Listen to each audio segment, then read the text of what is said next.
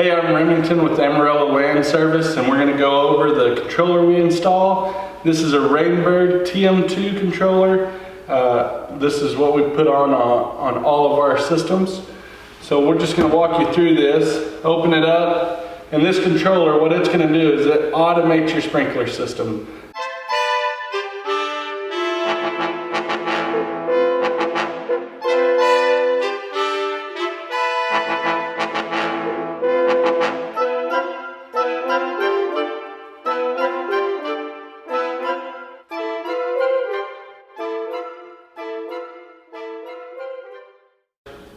The first dial position is your date and time. So to change the date, it's a simple plus or minus. And then to go to the next portion, so there's your month, same. And you just toggle through and you get into your time. And then if you have a 12-hour or 24-hour clock, we always set ours to a 24-hour clock so you don't get that AM and PM mixed up. After you get that set, and you want this to be set perfectly, because if you have it set to go off at 8 a.m. and your clock's wrong, it's not going to go off at 8 a.m. like you expect. So be sure and have that set correctly. This is your start times. So right now we have our first start time at 4 a.m. We're going to want this system to start at 4 a.m. so it ends when the sun's coming up. You can add another one. This has another run time at 7. We do this so you don't have any runoff. We've split the run time in half, so it'll run at 4 and then run again at 7. Next is your run time, and that's how long that station or zone is going to run before it moves to the next one. So our first is 23 minutes, second's 23 minutes, and all of this is determined by what heads you have and their precipitation rate. The next dial is watering days. So we have this on a Monday, Wednesday, Friday. You can make that adjustment by just hitting your plus or minus, and it has an indication up here if they're on or off. This is your sensor. This is your rain freeze sensor.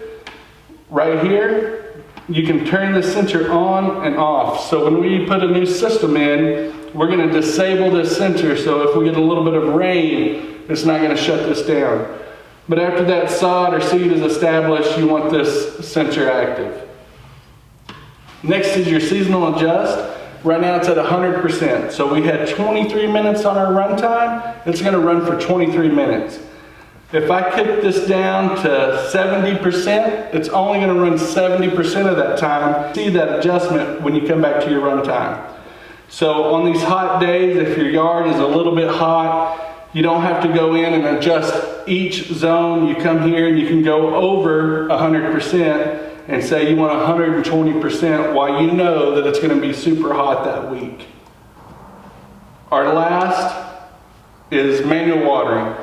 Great feature. Let's say you want to go out. This thing runs at 4 a.m. You're not up. You're not seeing if a head's broke. Your neighbors told you had a head broke. You can come over here and put 1, 2, up to 10 minutes, and then push this arrow, and it's going to start. And it's going to run each zone for 2 minutes.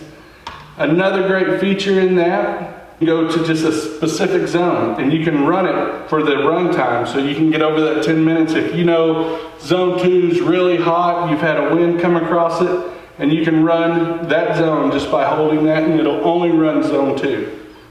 And your last is your off. So it's got the sprinkler blinking there. Once that's gone, the system's off.